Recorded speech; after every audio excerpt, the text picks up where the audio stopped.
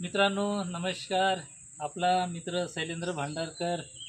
आज आम्ही वनस्पती एक खोदच्या माध्यमातून तुम्हाला एक नवीन जो जीव आहे, जो पाऊस मृग नक्षत्रामध्ये पाऊस सुरू होतो तेव्हा हा जीव निघतो आणि त्याला काही आयुर्वेदिक पण महत्त्व आहेत मित्रांनो.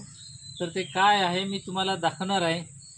चला आपण जाऊया. आपण त्याच्याजवळ खूप दुर्मिळ आहे आणि हे फक्त पावसाळ्यामध्येच निघतं मित्रांनो.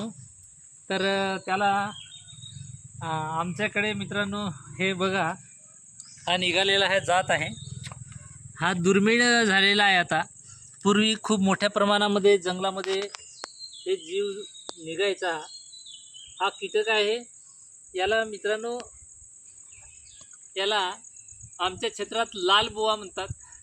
ह्याला आपल्या देहाती भाषेमध्ये लाल बुवा आणि दुसरी याला एक संबोधन आहे बामन किडा आणि रेशमी किडा. इकडे रेशमी पण किडा म्हणतात, कारण याचं जवळ इकडे याचं जे शरीर आहे मित्रांनो, हे बघा, हे रेशमासारखं एकदम मखमली आहे शरीर. हे एकदम मखमलसारखं आहे आणि याची ओळख म्हणजे हे लाल असते.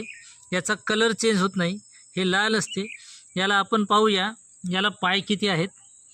याला 1 2 3 4 5 6 पाय आहेत मित्रांनो आणि ह्या 2 मिश्या त्याच्या. तर याच्याने तो चालतो. आपण त्याला पलटवून पाहूया तो कशा पद्धतीनं सरळ होतो. आपण त्याला पलटू. बघा छोटासा जीव आहे पण किती हुशार आहे.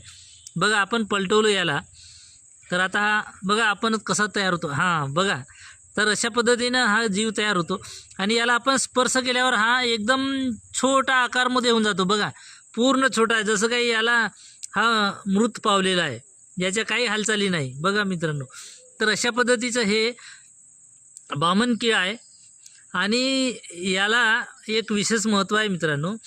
पूर्वी किंवा आता पण ज्या व्यक्तीला चेहऱ्यावर घामगुळे येतात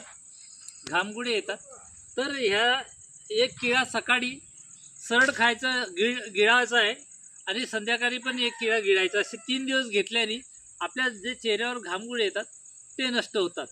तर अशा पद्धतीनं आमच्या भागामध्ये पूर्वी याचा ज्याला घामगुळे यायचे ते खाऊन आपला आजार बरा करायचे. तर असा दुर्मिळ हा किडा बामन किडा आहे आणि आपण या मृग नक्षत्रामध्येच आपल्याला हे पाहायला मिळतं. मृग नक्षत्रापासून तर येणारे 2-3 महिने हे जंगलामध्ये तयार होतात. तर अशा पद्धतीचा आमचा हा व्हिडिओ आपल्याला कसा वाटला, आपण नक्की त्याला लाईक कराल, सबस्क्राईब करायला विसरू नका मित्रांनो आणि इतरांना शेअर करायला विसरू नका. तर धन्यवाद मित्र.